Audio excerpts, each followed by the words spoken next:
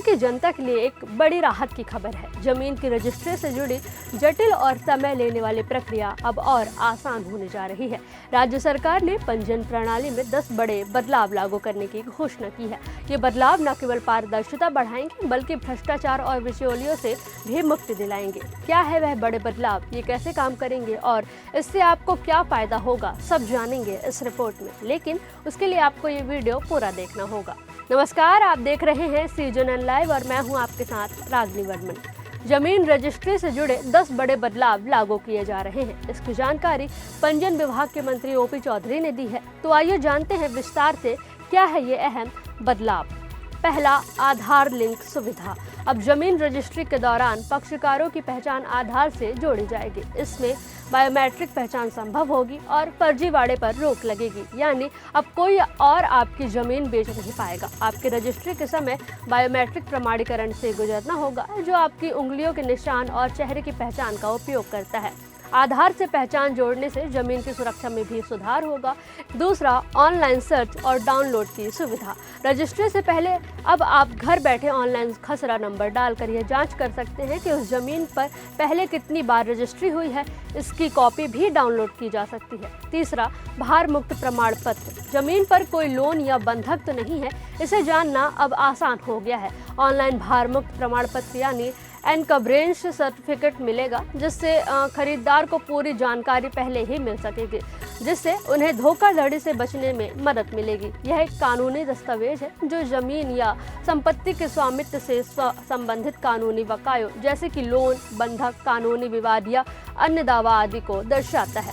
यह प्रमाण पत्र यह भी बताता है कि संपत्ति के स्वामित्व में कोई विवाद या कानूनी प्रक्रिया तो नहीं चल रही है। पहले यह प्रमाण पत्र प्राप्त करने के लिए दस्तावेजों को जमा करना और सरकारी कार्यालयों में जाना पड़ता था। ऑनलाइन सुविधा से आप घर बैठे ही प्रमाण पत्र प्राप्त कर सकते हैं।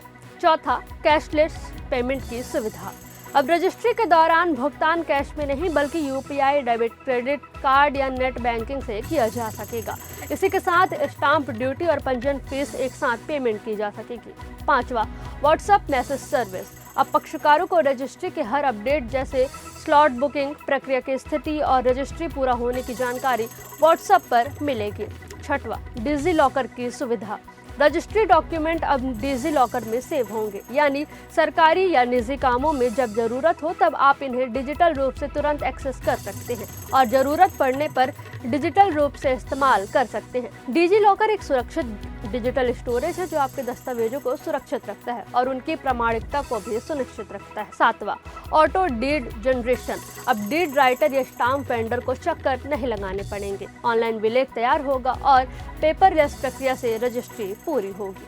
आठवां, डिजी डॉक सुविधा।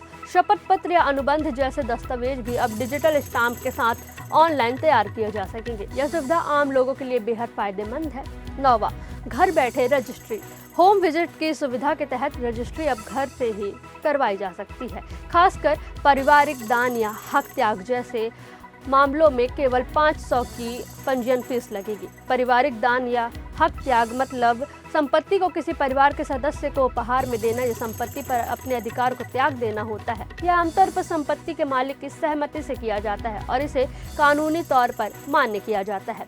10वां, खुद से नामांतरण की सुविधा। रजिस्ट्री के तुरंत बाद नामांतरण की प्रक्रिया अब राजस्व विभाग के साथ इंटीग्रेटेड होगी, यानी अलग से पटवारी या तहसीलदार के चक्कर नहीं काटने पड़ेंगे। कुछ ही दिनों में नाम खुद रिकॉर्ड में दर्ज हो जाएगा।